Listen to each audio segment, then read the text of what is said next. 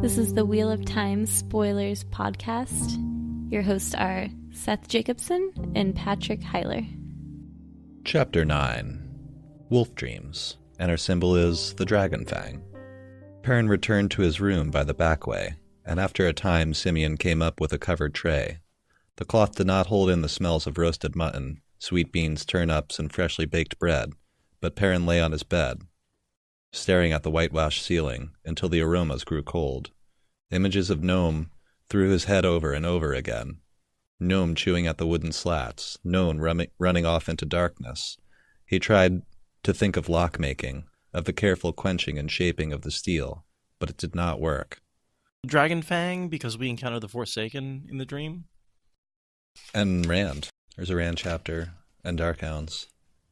It's a lot of dark in this chapter, a lot of shadow. Yeah. So, Perrin gets up at night and goes over to Moiraine's room. "I've been expecting you for some time," she said. "I have not spoken about this before because it was obvious you did not want me to.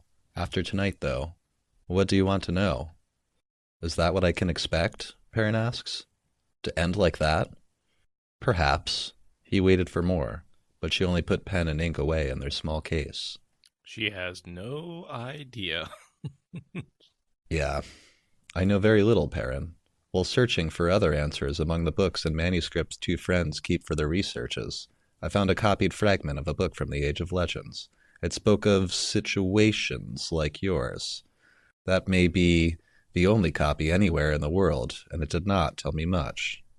She says even in the Age of Legends, they knew little of this.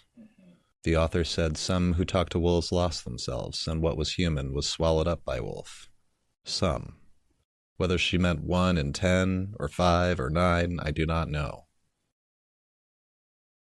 Perrin says, "What if I shut them out? Will that help?" And she says, "It may." She does not know. She doesn't really know answers to any of these questions. So far, it's 1 out of 3, as far as we can tell. But the only big hit she really has here is mostly she wrote of dreams, speaking of the author that wrote this book about the Wolf Brothers, or at least something about Wolf Brothers. "Dreams can be dangerous for you, Perrin. You said that once before. What do you mean?" According to her, wolves live partly in this world, and partly in a world of dreams. "A world of dreams?" he said disbelievingly. "The way wolves talk to one another, and they talk to you, is in some way connected to this world of dreams. I do not claim to understand how." The wolves do seem tied to Tel'aran'rhiod in a way that few other animals are. Yeah. And she says, in things written by Aes Sedai dreamers, they speak of wolves being in the dream, and sometimes even guiding them through places. Totally. Because we see the wolves sometimes to help out. They act as guides and protectors. This always brings me back to my idea that the Tel'aran'rhiod is the Dark One's prison, and the wolves are its guardians, and the Darkhounds are the corrupted guardians. I like it. It's my headcanon. And so it's hard for me not to bring up when some minor point may support it. But just the way that the wolves are explicitly connected to the world of dreams, and the way they just hate Shadow Spawn, just hate them. That is a little weird. Yeah. But I always interpreted more as like a, how can I say this, like a chaotic good? Like Sure. Like they're part of nature, and they hate anything that's a twisting of nature. Right. Which is what the Trollocs are. That's a cool headcanon. People in Discord seem to agree. I like the idea of it. It's the Tel'aran'rhiod as the Dark One's prison isn't really supported by anything. No. Certainly the wolves being tied to Tel'aran'rhiod and being guardians of it, and The heroes live there. They appear with the horn. And there's no other animal that seems to work in that way. Or have like independent souls and can make decisions and at least have like a form of logic, even if the way they communicate's different. They're the most human-like. Totally. I suppose like horses. Right. There's no horse brother. No. Horse sister.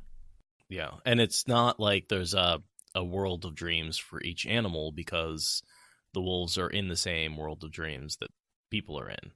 They're in Tel'aran'rhiod. Yeah. I'll let that lead me into this. I fear you must learn to be as careful sleeping as waking. if you intend to avoid wolves, if that is what you decide to do.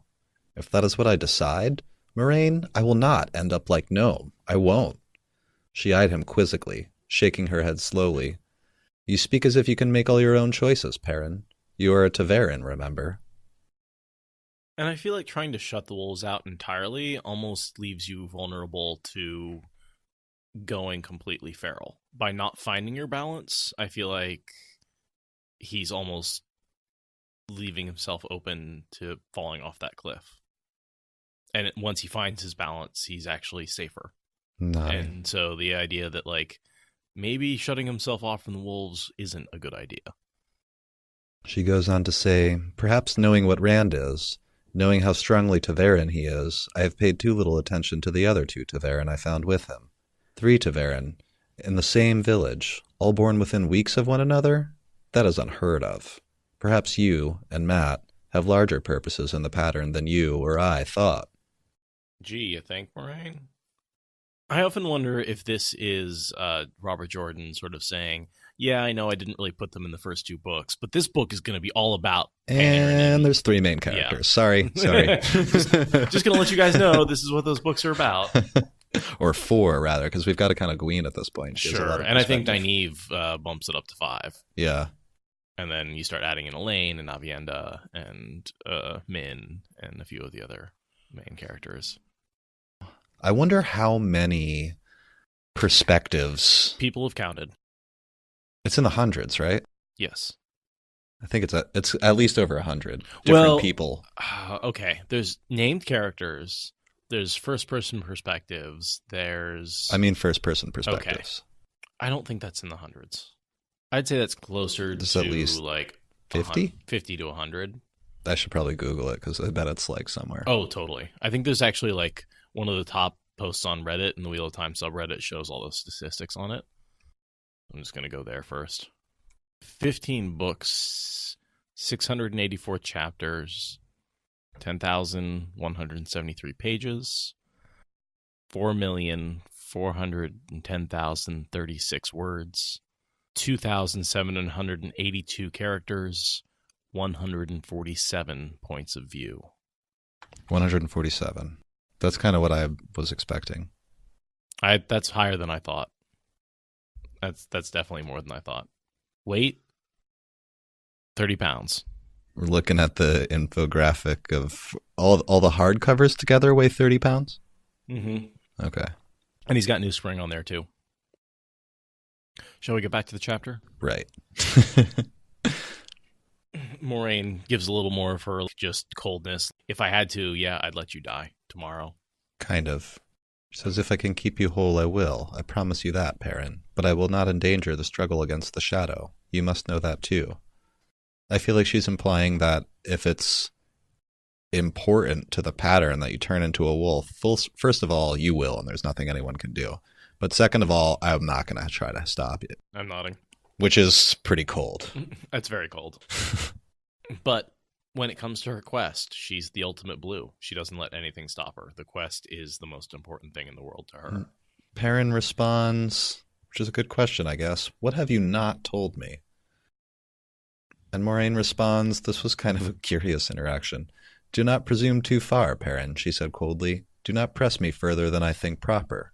He hesitated before asking the next question. Can you do for me what you did for Lan? Can you shield my dreams? I already have a warder, Perrin. Her lips quirked almost into a smile. And one is all I will have. I am of the blue Aja, not the green. You know what I mean. I don't want to be a warder. It would not aid you, Perrin. The shielding is for dreams from the outside. The danger in your dreams is within you. Which is a lot for no one really knowing anything about dreaming in the Westlands, or in the Westlands, in Western Randland. So like the Aiel know a shit ton about dreaming. Sure. But Aiel wise ones. But none of the Aes Sedai really do. Moiraine seems to know quite a bit, even if only to say that the shield stops people from coming in. I feel like, they know they're shielding. She shields her dreams every night. Yeah. I feel like they have at least some of that knowledge passed down. Even if none of them are dream walkers anymore, they haven't lost all knowledge about dreaming. I guess I'm reading into this a lot when she says the danger in your dreams is within you. Because if Perrin goes into the world of dreams himself, then he still risks dying. Like she's like, this shield won't help. It won't stop you from entering the world of dreams by yourself. All it's doing is preventing people from seeing your dreams and getting into your dreams in that in-between place. Yeah. With all the bright lights. But if you're going into Tel'aran'rhiod, no shielding is going to prevent that. Or being pulled into someone else's dream or anything like that. I always kind of imagined a little woven bubble made out of colored light. Just a little soap bubble, like all reflecting light. Basically. And all of the little stars, they describe them as like points of white light that you stroll through as you're going through, sifting through all the people's dreams. Have you ever seen those, I think they were Japanese glass floats? They'd make them and then they'd wrap like a net around them. Yeah. That's always sort of what I picture, like floating on the sea. If you imagine those like lit up. Oh, yeah? And obviously like in 3 dimensions. But then you take a glass ball and you wrap a net around it, and that's the shielding.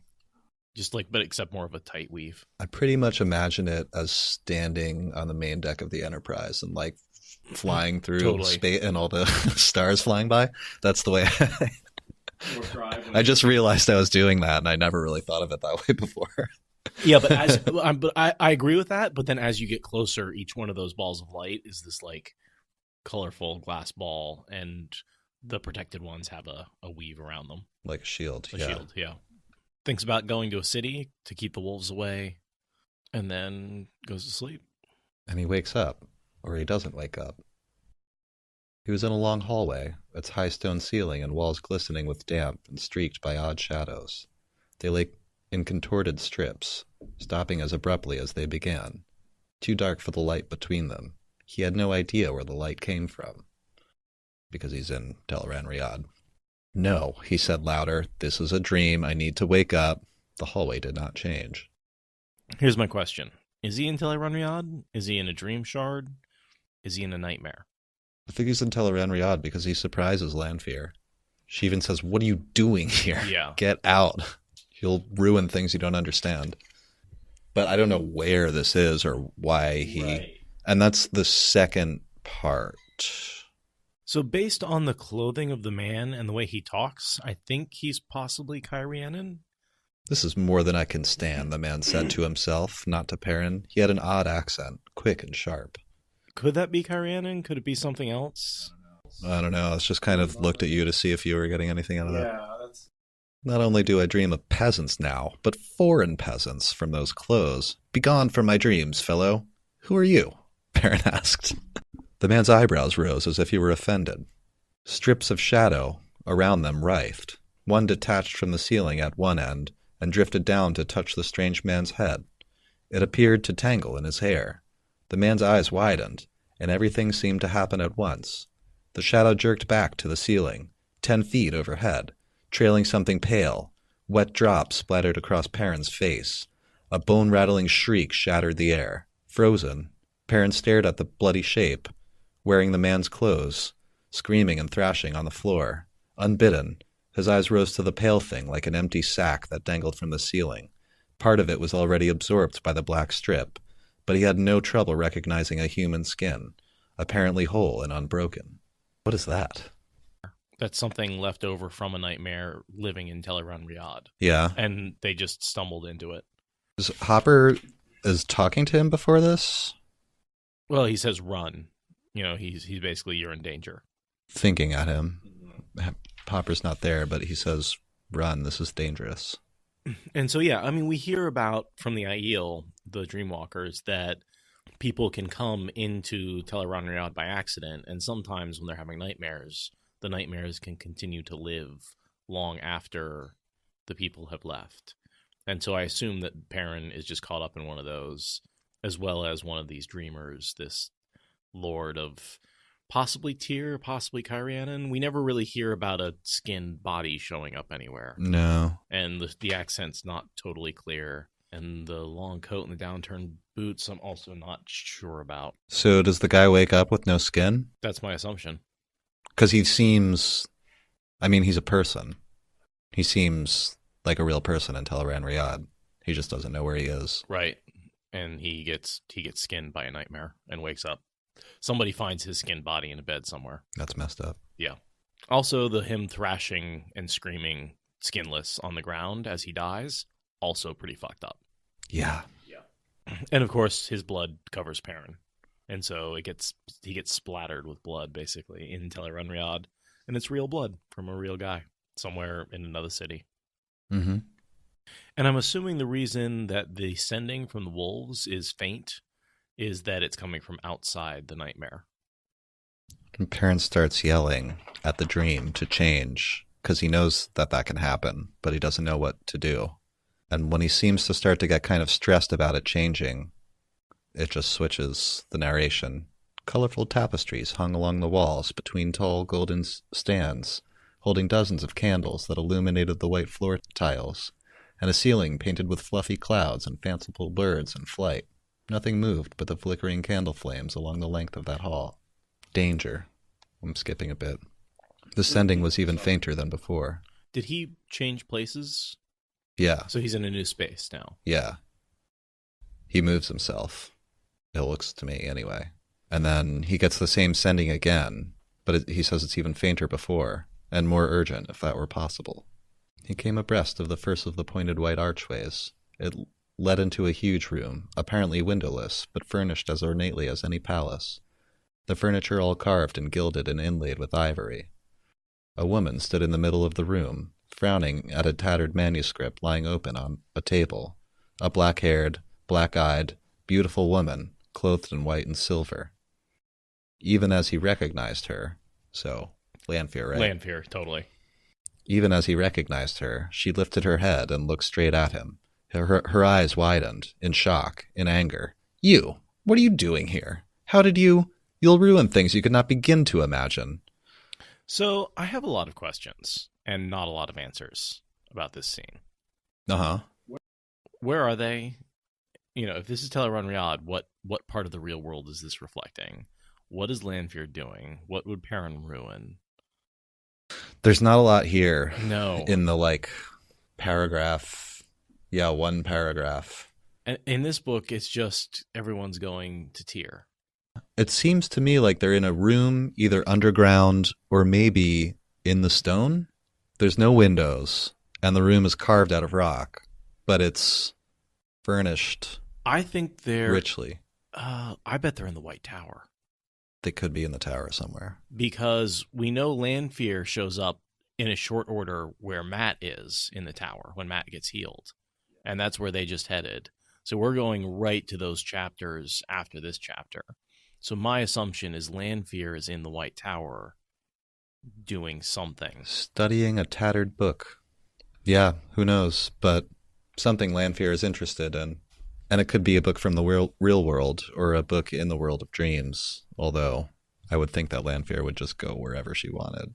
So colorful tapestries. Those could be the 7 colorful ajas. Between tall golden stands, dozens of candles, white floor tiles, and a ceiling painted with fluffy clouds.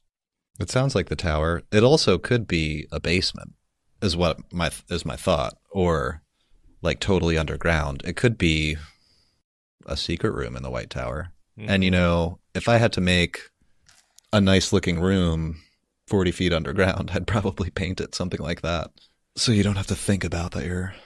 And maybe the tattered manuscript is the list of Tel'aran'rhiod she's trying to steal. I like it. Because we know there's a space where they're stored. Maybe this is that space. I mean, I'm really reaching here. Secret history is also a possibility.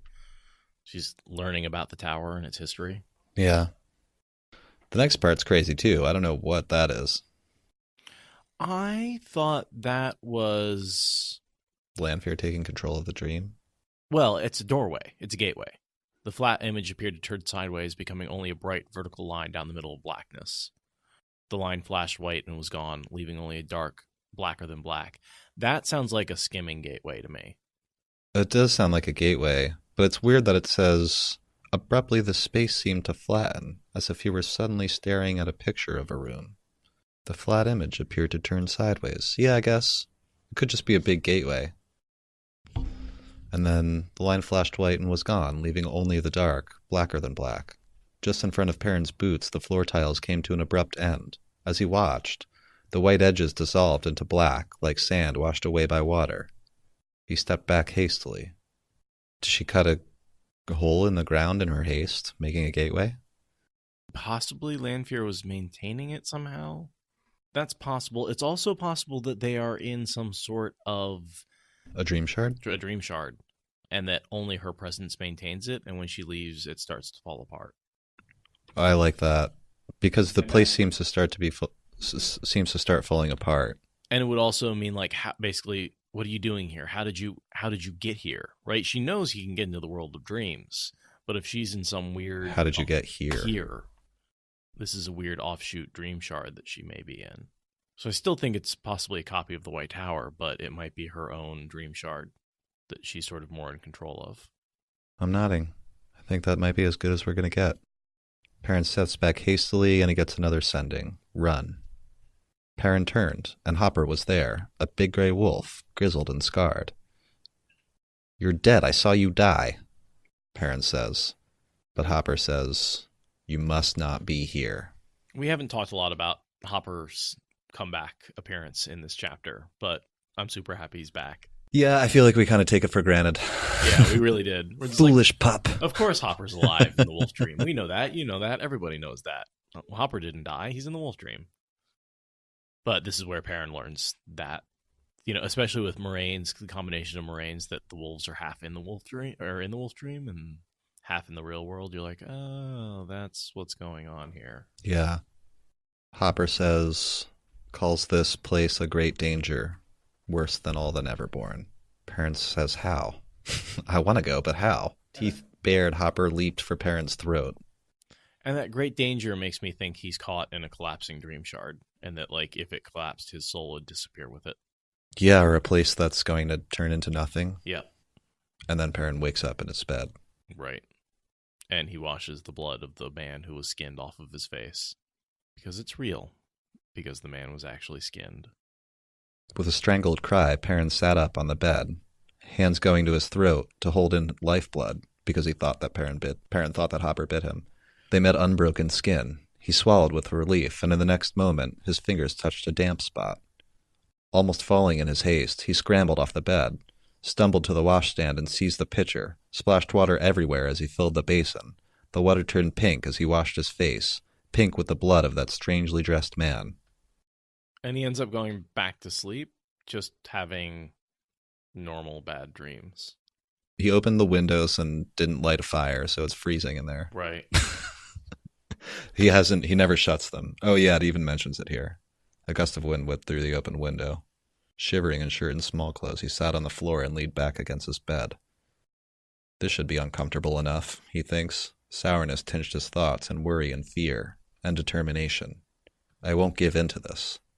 He was shivering when sleep finally came. The last line is, but the bad dreams that came were better than some others. Aradia was asking why Hopper became Perrin's guardian, sort of has been watching over him. Hopper's response was, I died for you. Don't fuck it up anymore.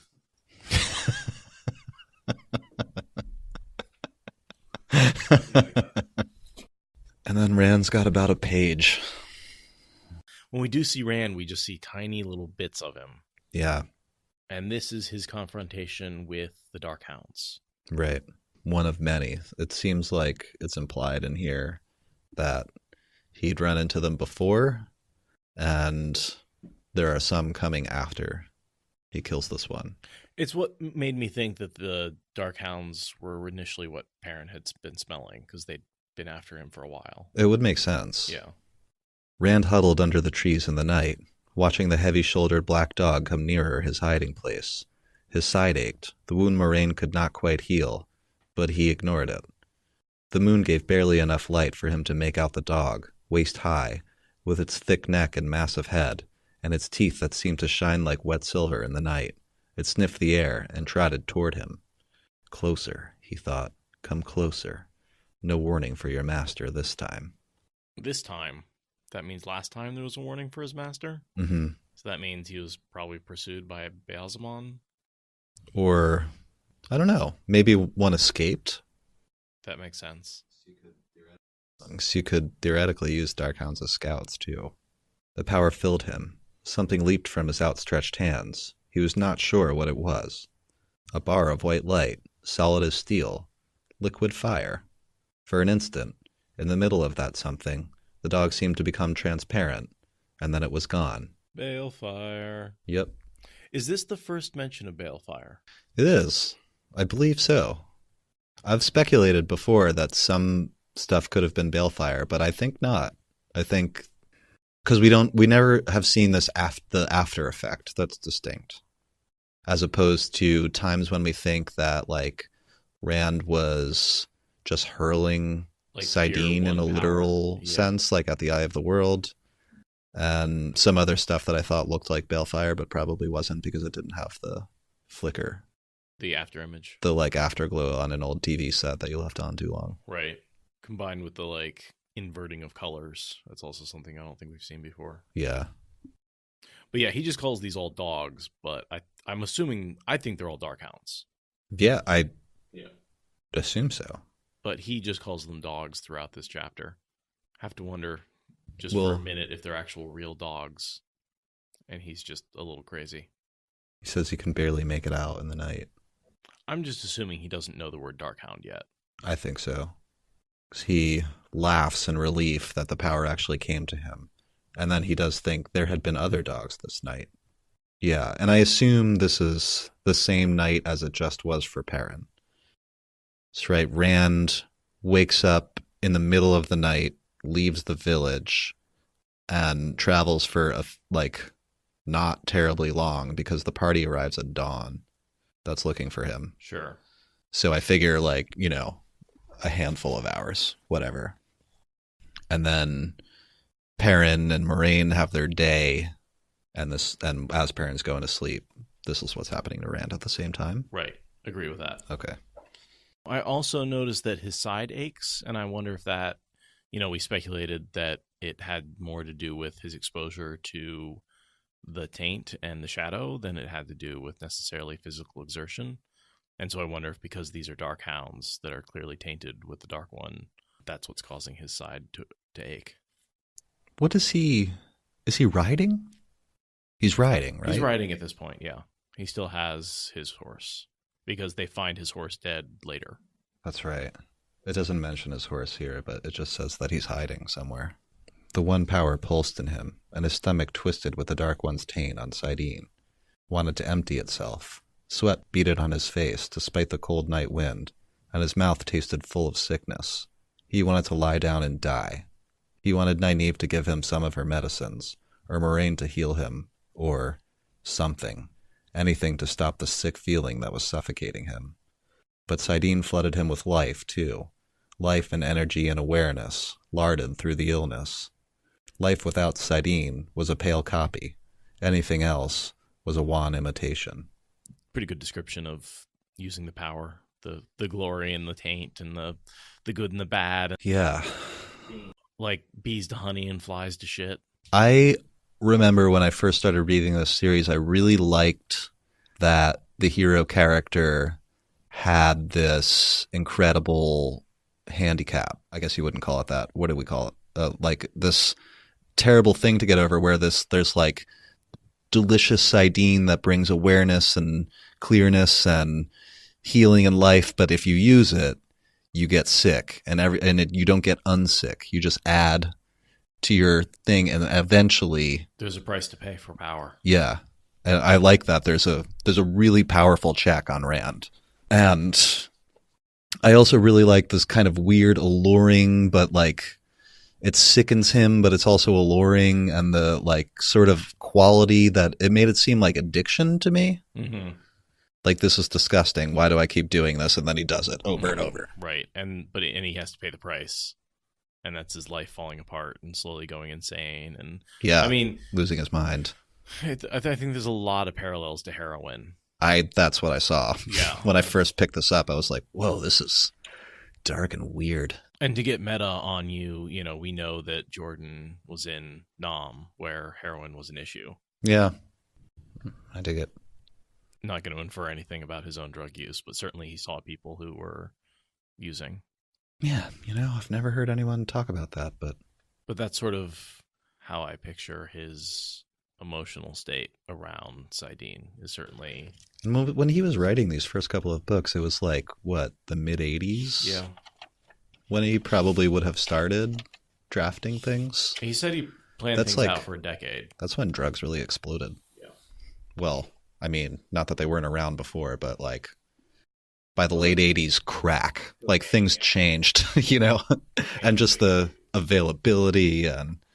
But yeah, that's I always see channeling as a bit of a drug rush. Me too. Yeah, both because if you do too much, you can burn yourself out or kill yourself. The clarity, the sense of, feeling every blade of grass, having your senses amplified, always very much feels like a drug trip for me. Not that I know. Not those kind of drugs, anyway. Reluctantly, with infinite slowness, he severed contact with Saidin, gave up its embrace, as if giving up life's breath. The night seemed drab. The shadows lost their infinite sharp shadings and washed together. In the distance, to the west, a dog howled, a shivering cry in the silent night. Rand's head came up. He peered in that direction as though he could see the dog if he tried hard enough. A second dog answered the first, then another, and two more together, all spread out somewhere west of him, driving him east. Hunt me if you will. I'm no easy meat, no more. Pushing himself away from the tree, he waded a shallow, icy stream, then settled into a steady trot eastward. Cold water filled his boots, and his side hurt, but he ignored both.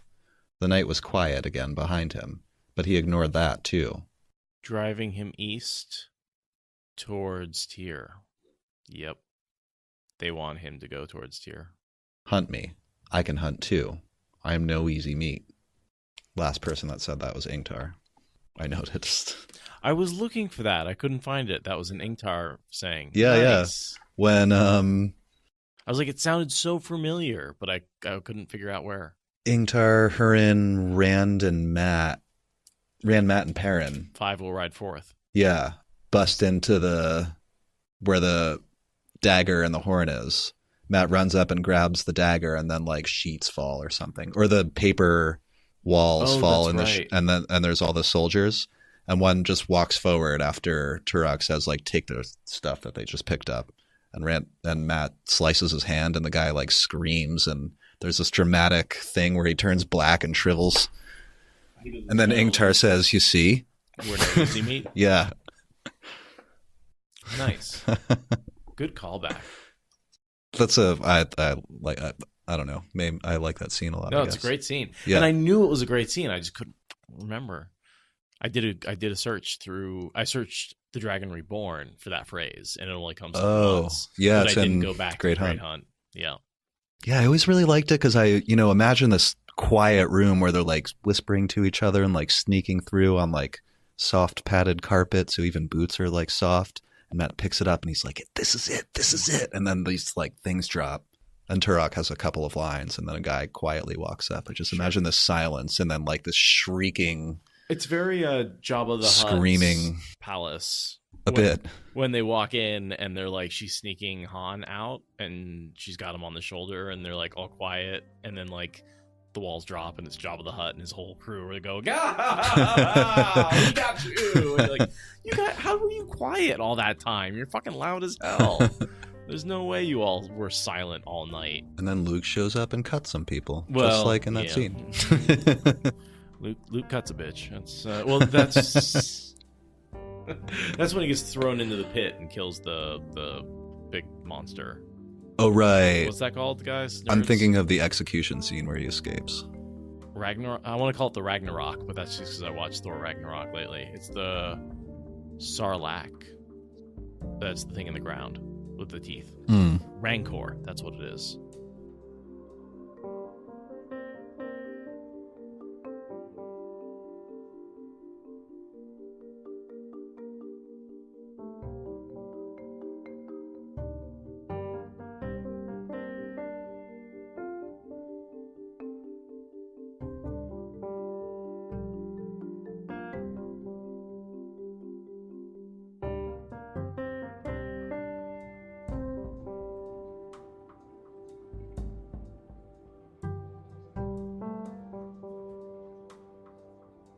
Maybe Shara has opium.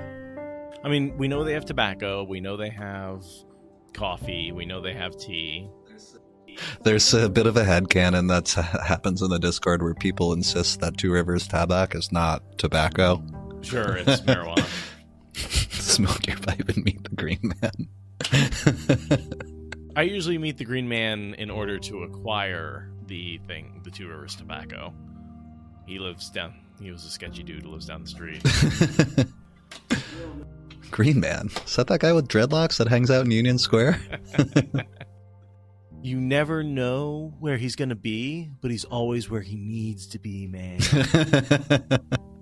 If you need him bad enough, he's just there, bro. It's all about the need. All you got to do is go into the Blight, downtown, and just wander around East Brooklyn, and just tell people that you need some of that Two Rivers stock, and the Green Man will be there, man. The Green Man is everywhere and nowhere. He's in every city I've been to. Thank you for listening to the Wheel of Time Spoilers podcast. Rate us in the Apple Podcast app or support us on Patreon. Is that good enough?